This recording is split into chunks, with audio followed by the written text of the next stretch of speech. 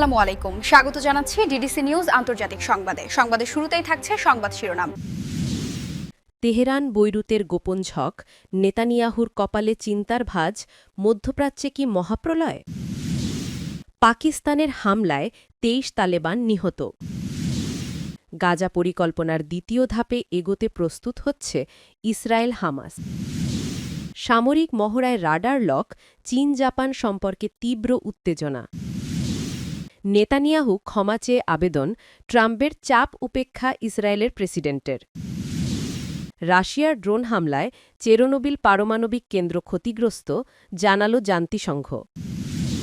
মেক্সিকোয় police স্টেশনের কাছে গাড়ি বোমা বিস্ফোরণ, নিহত ৫। এতক্ষণ দেখছিলেন সংবাদ শিরোনাম, এখন জানাবো বিস্তারিত। তেহরান বৈরুতের গোপন ঝক, মধ্যপ্রাচ্যের আকাশে আবারও যুদ্ধের ঘনঘটা, তবে এবার পরিস্থিতি ভিন্ন। ইসরায়েলকে দাঁত ভাঙা জবাব দিতে ইরান ও লেবাননের হিজবুল্লাহ জোট বাঁধছে এক গোপন পরিকল্পনায়। তেল আবিবের গোয়েন্দা দপ্তরে এখন রেড অ্যালার্ট। পর্দার আড়ালে কী এমন ছক কষছে তেহরান আর বৈরুত, যা দেখে খোদ ইসরায়েলি প্রধানমন্ত্রী নেতানিয়াহুর কপালে চিন্তার ভাঁজ পড়েছে।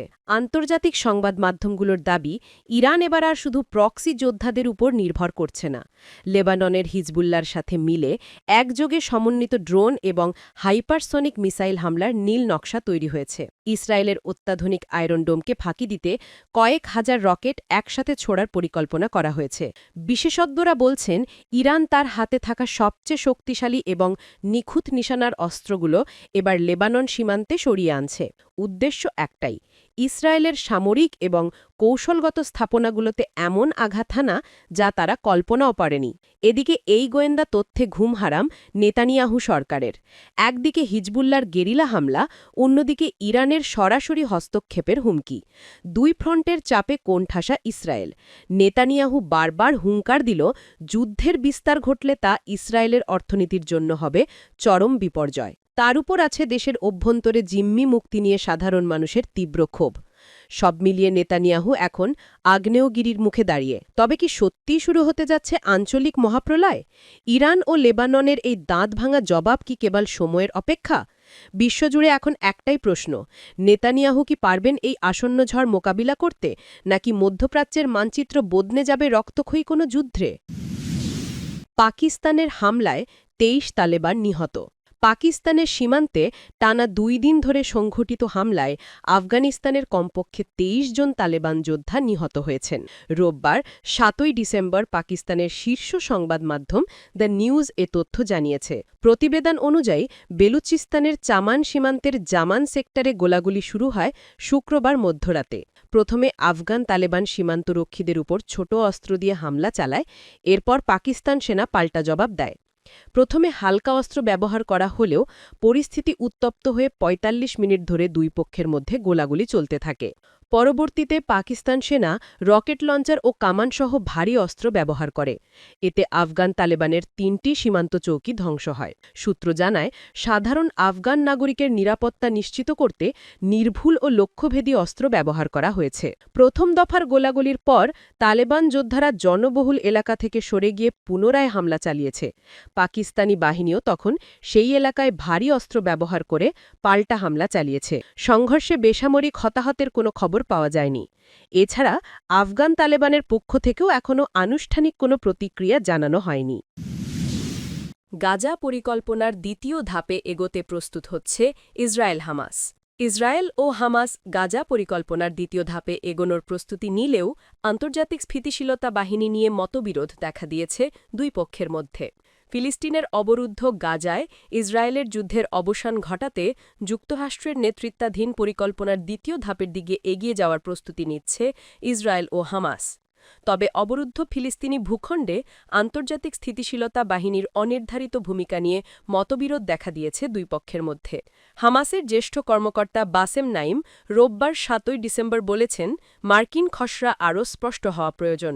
যুদ্ধবিরতি চলাকালীন অস্ত্র ব্যবহার বন্ধ করার বিষয়ে আলোচনা করতে হামাস প্রস্তুত থাকলেও যে কোনো আন্তর্জাতিক স্থিতিশীলতা বাহিনীর নিরস্ত্রীকরণের দায়িত্ব নিলে তা তারা মেনে নেবে না। তিনি বলেন, আমরা সীমান্ত সংলগ্ন এলাকায় জাতিসংঘের বাহিনীকে স্বাগত জানাই যারা যুদ্ধবিরতি চুক্তি তদারকি করবে, লঙ্ঘন সম্পর্কে রিপোর্ট করবে এবং যে কোনো ধরনের উত্তেজনা রোধ করবে। তবে ফিলিস্তিনি ভূখণ্ডে এই বাহিনীর কোনো ধরনের কর্তৃত্ব থাকুক তা হামাস মানবে না বলে জানান তিনি। এর আগে ইসরায়েলি প্রধানমন্ত্রী বেনিয়ামিন নেতানিয়াহু বলেছিলেন তিনি মাসের শেষে যুক্তরাষ্ট্রের পরিকল্পনার একটি নতুন পর্যায়ে প্রবেশের বিষয়ে আলোচনা করতে মার্কিন প্রেসিডেন্ট ডোনাল্ড ট্রাম্পের সাথে দেখা করবেন। বৈঠকের মূল বিষয় হবে গাজায় হামাসের শাসনের অবসান ঘটানো এবং উপত্যকাটির মিলস্ত্রীকরণের জন্য প্রস্তাবিত পরিকল্পনায় থাকা তাদের প্রতিশ্রুতি পূরণ নিশ্চিত করা। হামাসের অস্ত্রে ব্যবহার বন্ধ বা সংরক্ষণের বিষয়ে বাসেম নাইমের মন্তব্য ইসরায়েলের পূর্ণ নিরস্ত্রীকরণের দাবি পূরণ করবে কিনা তা স্পষ্ট নয়।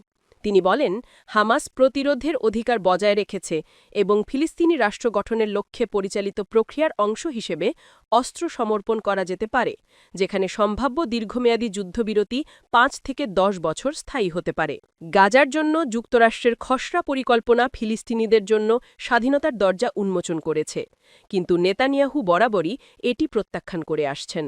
তিনি জোর দিয়ে আসছেন ফিলিস্তিনি রাষ্ট্রের সৃষ্টি হামাসকে পুরস্কৃত করার শামিল হবে। সামরিক মহড়ায় রাডার লক, চীন জাপান সম্পর্কে তীব্র উত্তেজনা। জাপানের ওকিনাওয়া মূল দ্বীপের দক্ষিণ পূর্বে চীনা সামরিক বিমান জাপানের যুদ্ধবিমানগুলোর দিকে রাডার লক করেছে। রোববার জাপানের প্রতিরক্ষা মন্ত্রণালয় এ তথ্য দিয়েছে। এই ঘটনার ফলে দুই দেশের মধ্যে সামরিক ও কূটনৈতিক সম্পর্কের অবনতি ঘটেছে এবং উত্তেজনা তীব্র হয়েছে। জাপানের প্রতিরক্ষা মন্ত্রণালয়ের তথ্য অনুযায়ী শনিবার ৬ ডিসেম্বর চীনের জে-১৫ যুদ্ধবিমান দুবার জাপানি F-15 জেটের দিকে ফায়ার কন্ট্রোল রাডার নির্দেশ করে। যদিও কোনো ক্ষয়ক্ষতি বা হতাহতের ঘটনা ঘটেনি। রাডার লক হল একটি প্রযুক্তিগত ব্যবস্থা যা কোনো লক্ষ্যবস্তুকে যেমন বিমান, ড্রোন, ক্ষেপণাস্ত্র নিরবিচ্ছিন্নভাবে অনুসরণ করে। এটি সম্ভাব্য হামলার পূর্বসংকেত হিসেবে বিবেচিত হয়। চীনের পিপলস লিবারেশন আর্মি নৌবাহিনীর মুখপাত্র ওয়াং শুয়েমেন দাবি করেছেন লিওনিং বহর মিয়াকু প্রণালীর পূর্ব দিকে নিয়মিত প্রশিক্ষণ চালাচ্ছিল। এই সময় জাপানের সামরিক বিমানগুলো প্রশিক্ষণ এলাকার খুব কাছে এসে চীনা ফাইটার জেটগুলোকে হয়রানি করেছে এবং চীনের স্বাভাবিক মহড়ায় গুরুতর বিঘ্ন সৃষ্টি করেছে। গত নভেম্বরে জাপানের প্রধানমন্ত্রী তাকাইচি বলেছেন যদি তাইওয়ানে চীন হামলা করে তা জাপানের জন্য অস্তিত্বহানিকারী পরিস্থিতি সৃষ্টি করবে, তখন জাপান সমষ্টিগত আত্মরক্ষার অধিকার প্রয়োগ করতে পারে। এ মন্তব্যে বেইজিং টোকিও উত্তেজনা বেড়ে যায়। চীন এ মন্তব্যের তীব্র নিন্দা জানিয়ে চীনা নাগরিকদের জাপানে ভ্রমণ থেকে বিরত থাকতে নির্দেশ দেয়। পাশাপাশি জাপান থেকে সামুদ্রিক খাদ্য আমদানি স্থগিত করে এবং জাপান দক্ষিণ কোরিয়ার সাথে নির্ধারিত ত্রিপক্ষীয় মন্ত্রীদের বৈঠকও স্থগিত করে। উভয় দেশের মধ্যে সামরিক মহড়ার সময় এমন রাডার লক ঘটনায় দুই দেশের ধুলাবালি আলোচনা এবং নিরাপত্তা প্রক্রিয়ার গুরুত্ব আরও বেড়ে গেছে। জাপান ও চীনের সামরিক অফিসার এমন ঘটনা এড়িয়ে চলতে চেষ্টা করলেও পূর্ব চীন সাগরের পরিস্থিতি অস্থির থাকছে। নতুন এই উত্তেজনার ফলে দুই দেশের বিমানবাহিনী আরও সতর্ক অবস্থানে রয়েছে। আন্তর্জাতিক পর্যবেক্ষকরা মনে করছেন এমন ঘটনার সাম্প্রতিক জাপান চীন উত্তেজনার নতুন দিক উন্মোচন করেছে। উভয় দেশের মধ্যে রাজনৈতিক ও সামরিক উত্তেজনা কমাতে কূটনৈতিক প্রচেষ্টা চললেও সামরিক মহড়া ও রাডার লক ইস্যুতে দুই দেশের সম্পর্ক এখনও সংবেদনশীল। নেতানিয়াহুর ক্ষমা চেয়ে আবেদন, ট্রাম্পের চাপ উপেক্ষা ইসরায়েলের প্রেসিডেন্টের। ইসরায়েলের প্রধানমন্ত্রী বেনিয়ামিন নেতানিয়াহু আদালতে চলমান ৩টি দুর্নীতি মামলা থেকে অব্যাহতি চেয়ে প্রেসিডেন্ট ইসাক হেরজগের কাছে ক্ষমা প্রার্থনা করেছেন। একই সঙ্গে মার্কিন প্রেসিডেন্ট ট্রাম্পও নেতানিয়াহুকে ক্ষমা দেওয়ার জন্য ইসরায়েলের প্রেসিডেন্টের প্রতি আহ্বান জানিয়েছেন। তবে প্রেসিডেন্ট হেরজগ স্পষ্ট করে জানিয়েছেন তিনি ট্রাম্পের কোনো চাপকে গুরুত্ব দিতে আগ্রহী নন। মার্কিন সাময়িক পলিটিকোকে দেওয়া সাক্ষাৎকারে হেরেজগ বলেন নেতানিয়াহু আমাদের কাছে চিঠি লিখেছেন এবং আমরা তা গ্রহণ করেছি। তবে এটি ব্যতিক্রমী আবেদন, তাই সিদ্ধান্তের আগে ইসরায়েলের জনগণের স্বার্থকেই সর্বোচ্চ গুরুত্ব দেবে বলে জানান তিনি। নেতানিয়াহুর বিরুদ্ধে জেরুজালেম জেলা আদালতে ৩টি দুর্নীতি মামলা চলমান রয়েছে। প্রথম মামলায় অভিযোগ করা হয়েছে যে নেতানিয়াহু এবং তার স্ত্রী সারা ব্যবসায়ীদের কাছ থেকে দামি উপহার, গহনা, সিগার ও মদ গ্রহণ করেছেন, যার মোট মূল্য প্রায় $2,60,000। দ্বিতীয় মামলায় বলা হয়েছে গণমাধ্যম থেকে ইতিবাচক প্রচারের জন্য তিনি মিডিয়া মোগলদের অবৈধ সুবিধা দিয়েছেন। তৃতীয় মামলায় অভিযোগ করা হয়েছে ইসরায়েলি টেলিকম সংস্থা বেজেককে রাষ্ট্রীয় সুবিধা দেওয়ার জন্য ঘুষ নিয়েছেন। 2019 সালে যখন মামলাগুলি দায়ের করা হয় তখন নেতানিয়াহু প্রধানমন্ত্রী ছিলেন এবং নিজ প্রভাব খাটিয়ে বিচারিক কার্যক্রম স্থগিত করেছিলেন। পরে 2021 সালের জুনে তিনি বিরোধী দলীয় নেতা থাকাকালীন এই মামলাগুলি পুনর্জীবিত হয়। মামলার কার্যক্রম নিয়মিত চললেও 2025 সালের 7 অক্টোবর হামাসের হামলার পর ইসরায়েলের বিচারমন্ত্রী ইয়ারিভ লেভিন জরুরি ভিত্তিতে কার্যক্রম স্থগিত রাখতে নির্দেশ দেন। এরপর হামাসের সঙ্গে যুদ্ধবিরতির পর আদালতে মামলাগুলি পুনরায় শুরু হয়।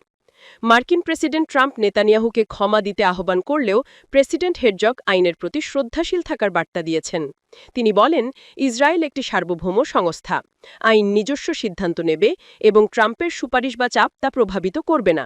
প্রেসিডেন্ট হেরজগ আরও উল্লেখ করেছেন যে ইসরায়েলের সঙ্গে যুক্তরাষ্ট্র এবং ট্রাম্পের সম্পর্ক দীর্ঘদিন ধরে বন্ধুত্বপূর্ণ, তবে এই সম্পর্ককে যথাযথ প্রেক্ষাপটে দেখা উচিত, যা বিচার প্রক্রিয়ার সঙ্গে সম্পর্কিত নয়। এই পরিস্থিতি ইসরায়েলের রাজনৈতিক উত্তেজনা সৃষ্টি করেছে। নেতানিয়াহুর ক্ষমা চাওয়া এবং বিদেশি প্রেসিডেন্টের হস্তক্ষেপ দেশ ও আন্তর্জাতিক পর্যায়ে নজর কাটছে। নেতানিয়াহুর ক্ষমার ফল ইসরায়েলের রাজনৈতিক পটভূমি এবং প্রধানমন্ত্রী পদে তার ভবিষ্যতের উপর প্রভাব ফেলতে পারে। একই সঙ্গে প্রেসিডেন্টের অবস্থান ইসরায়েলের সংবিধান ও বিচার ব্যবস্থার প্রতি শ্রদ্ধাশীলতার প্রতিফলন। রাশিয়ার ড্রোন হামলায় চেরনোবিল পারমাণবিক কেন্দ্র ক্ষতিগ্রস্ত, জানালো জাতিসংঘ। জাতিসংঘের পারমাণবিক বিষয়ক নজরদারি সংস্থা IAEA জানিয়েছে, যুদ্ধবিধ্বস্ত ইউক্রেনের চেরনোবিল পারমাণবিক কেন্দ্রে তেজস্ক্রিয় পদার্থ আটকে রাখার সুরক্ষিত আবরণ এবং প্রধান সুরক্ষা ব্যবস্থা কাজ করছে না। সংস্থাটি বলছে, ড্রোন হামলার জন্য এটি ক্ষতিগ্রস্ত হয়েছে। শুক্রবার 5 ডিসেম্বর জাতিসংঘের পারমাণবিক তদারকি প্রতিষ্ঠান আন্তর্জাতিক পারমাণবিক সংস্থা IAEA এই তথ্য দিয়েছে। ইউক্রেনের অভিযোগ, এই বছরের ফেব্রুয়ারিতে ওই ড্রোন হামলার জন্য রাশিয়া দায়ী, তবে ক্রেমলিন এই অভিযোগ অস্বীকার করেছে। IAEA জানিয়েছে, গত সপ্তাহের পরীক্ষণে দেখা গেছে 2019 সালে নির্মাণ কাজ শেষ হওয়া ইস্পাত দিয়ে আবদ্ধ কাঠামোটি ফেব্রুয়ারিতে ড্রোনের আঘাতে ক্ষতিগ্রস্ত হওয়ার পর এখন কার্যকারিতা কমে গেছে। IAEA এর মহাপরিচালক রাফায়েল গ্রসি একটি বিবৃতিতে বলেছেন, পরীক্ষণ মিশন নিশ্চিত করেছে যে সুরক্ষার কাঠামোটির আবদ্ধতার ক্ষমতা সহ প্রাথমিক সুরক্ষা সম্পর্কিত নিয়ন্ত্রণ ব্যবস্থা কার্যকারিতা হারিয়েছে, তবে এর লোড বেয়ারিং স্ট্রাকচার বা মনিটরিং সিস্টেমে কোনো স্থায়ী ক্ষতি হয়নি। তিনি আরও বলেন, ইতোমধ্যে মেরামত করা হয়েছে, তবে ব্যাপক পুনর্নির্মাণ জরুরি যাতে পরবর্তীতে আরও ক্ষতিরোধ করা যায় এবং দীর্ঘমেয়াদী পারমাণবিক নিরাপত্তা নিশ্চিত করা যায়। 1986 সালের ভয়াবহ চেরনোবিল বিস্ফোরণের পর ইউরোপ জুড়ে তেজস্ক্রিয়তা ছড়িয়ে পড়ে। তৎকালীন সোভিয়েত ইউনিয়নের কর্তৃপক্ষ ঘটনার ক্ষতি রোধ করতে প্রচুর কর্মী ও সরঞ্জাম মোতায়েন করেছিল। এই কেন্দ্রের সর্বশেষ কার্যকরী চুল্লিটি 2000 সালে বন্ধ করা হয়।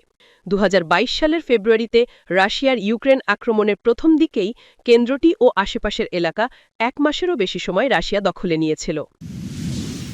মেক্সিকোতে পুলিশ স্টেশনের কাছে গাড়ি বোমা বিস্ফোরণের ঘটনা, নিহত 5 জন। মেক্সিকোর পশ্চিম অঞ্চলের মিচুয়াকান রাজ্যে একটি গাড়ি বোমা বিস্ফোরণের ঘটনায় অন্তত 5 জন নিহত হয়েছে। আহত হয়েছেন আরও 3 জন। রোববার দেশের কর্তৃপক্ষ এ তথ্য দিয়েছে। মেক্সিকোর অ্যাটর্নি জেনারেলের দফতরের তথ্য অনুযায়ী শনিবার স্থানীয় সময় দুপুরের কিছুক্ষণ আগে উপকূলীয় শহর কুয়াহুয়ানার পুলিশ স্টেশনের সামনে গাড়িটি বিস্ফোরিত হয়। ঘটনার তদন্তভার দফতরটি গ্রহণ করেছে। রাজ্য অ্যাটর্নি জেনারেলের কার্যালয় জানিয়েছে, প্রাথমিকভাবে 3 জন নিহতের যে সংখ্যা জানানো হয়েছিল তা পরে বেড়ে 5 জন হয়েছে। নিহতদের মধ্যে 3 জনই স্থানীয় পুলিশ কর্মকর্তা।